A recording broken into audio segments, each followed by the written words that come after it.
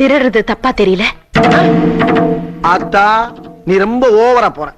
கொஞ்ச நேரத்துக்கு முன்னால ஏன் தின்னு விளக்கமா விளாவரிவா சொன்னமுல்ல, அப்புறம் என்ன தப்பா தெரியலான்னு கேட்டுக்கிட்டு இருக்க? பத்னியா கிடக்குறேன்னு 2 உருண்டை கொடுத்தா பன்னாரி அம்மன் மாதிரி பேச ஆரம்பிச்சிட்டிய. பன்னாரி அம்மனை நேர்ல பார்த்தா திருடுறத விட்டுருவியா? எது பன்னாரி அம்மனை நேர்ல பாக்குறதா?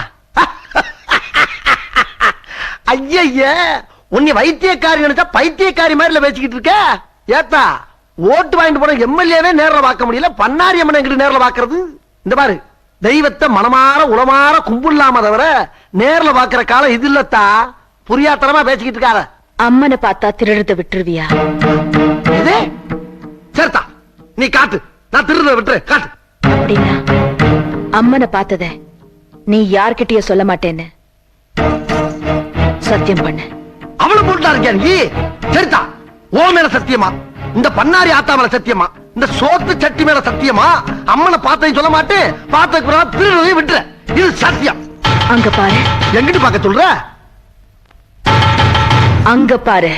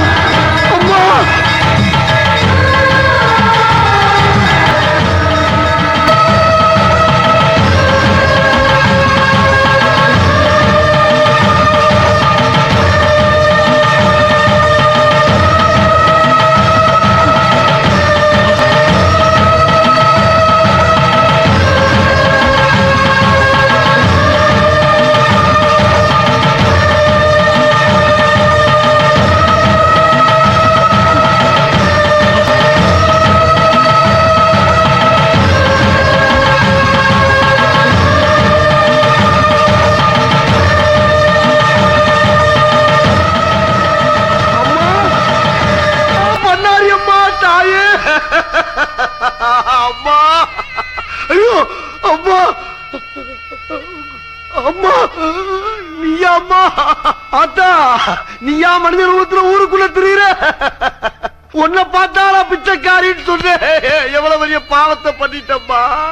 அம்மா, கண்கண்ட தெய்வமே, பன்னாரி தாயே, இந்த திருட்டு பேருக்கு காட்சி கொடுத்து என் புத்திய தெரிய வச்சுட்டியம்மா, என் புத்திய தெரிய வச்சுட்டியம்மா. என்ன மன்னிச்சிருமா, என்ன மன்னிச்சிருமா. இனிமே ஊரு ஊரா கோயில் கோயிலா போய் நீ எங்கெங்க இருக்கியோ அங்கெல்லாம் உன் புகழ பாடி என் பாவத்தை கழுவுற பாக்கியத்தை குடும்பா பன்னாரி அம்மா தாயே. அத்தா.